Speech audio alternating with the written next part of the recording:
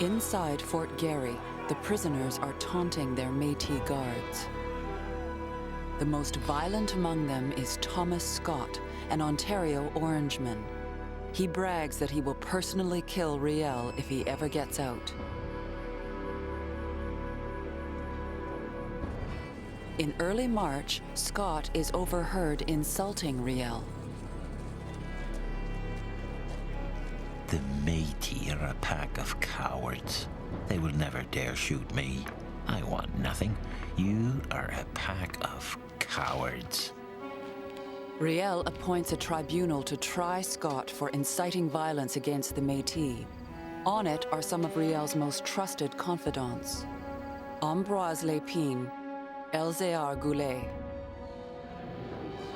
The military tribunal convicts Scott. He is sentenced to death. Some English residents beg Riel to reconsider, but he is adamant, saying they must make the government of Canada respect them. On March 4th, 1870, Scott is blindfolded and dragged outside. The Globe, April 1st, 1870. It is with special regret we have to report that Mr. Scott has actually been put to death. It is said he was murdered, not because he had broken his parole, but because he was an Orangeman and obnoxious to the priests. It is very likely that he was so treated because he was a poor man, and not likely, in Riel's estimation, to have any powerful friends to make much ado about his death.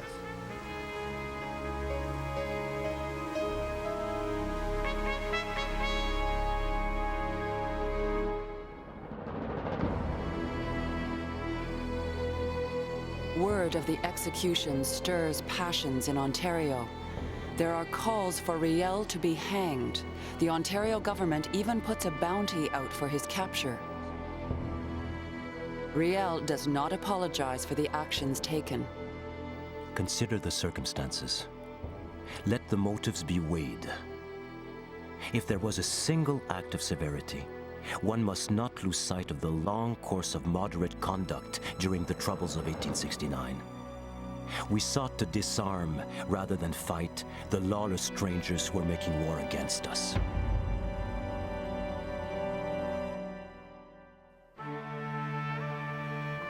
But as the tension escalates, secret diplomacy is also underway.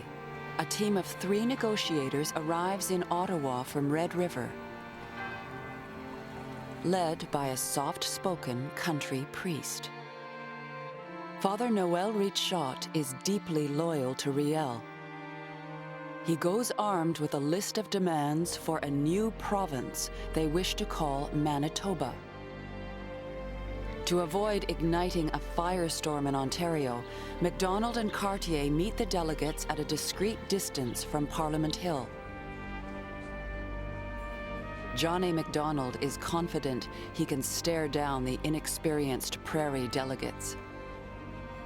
If we once get them here, we will easily deal with them.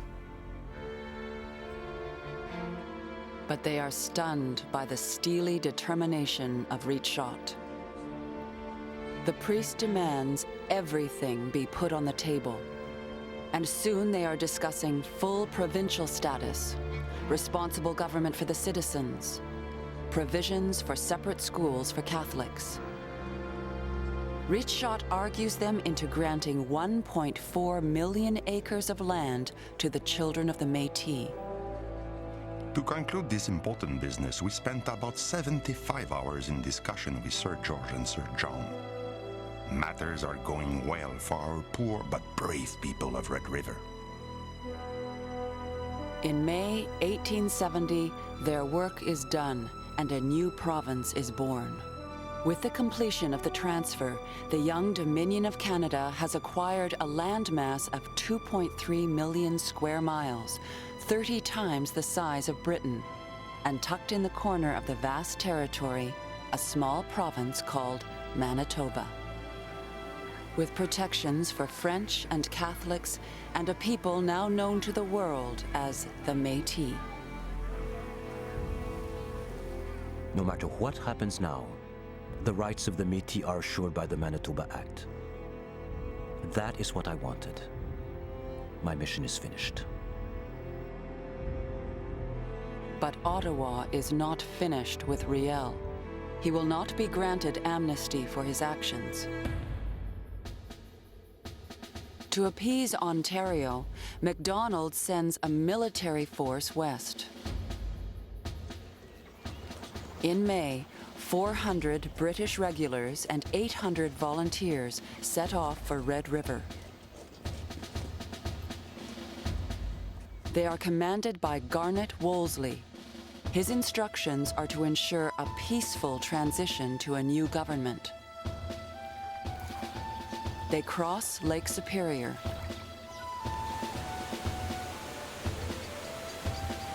Portage around Kakabeka Falls. And after a long journey over land and water,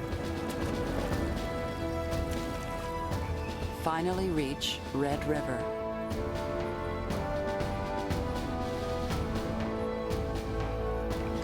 Wolseley is keen to capture Riel himself, but Riel guesses his intention and slips out of the fort, leaving his breakfast unfinished.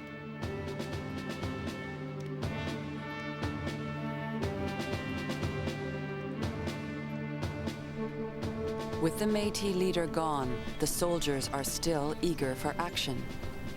Wolseley keeps his British troops in order, but the volunteers from Ontario run wild, setting off on a violent rampage. One day they spot Elzéar Goulet.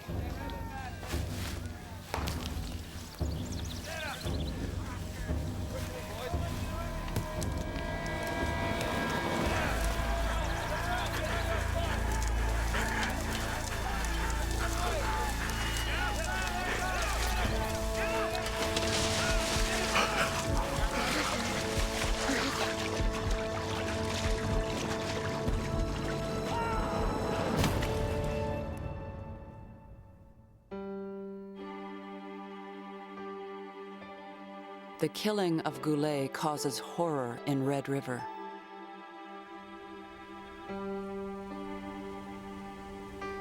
And convinces Riel he cannot risk giving himself up to Canadian justice.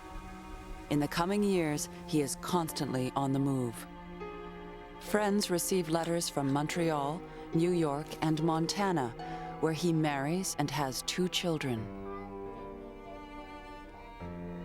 The man whose actions led to the birth of the province of Manitoba is now an exile in the United States. I am grateful to the flag which protects me, not too unhappy in my misfortune. Louis Riel.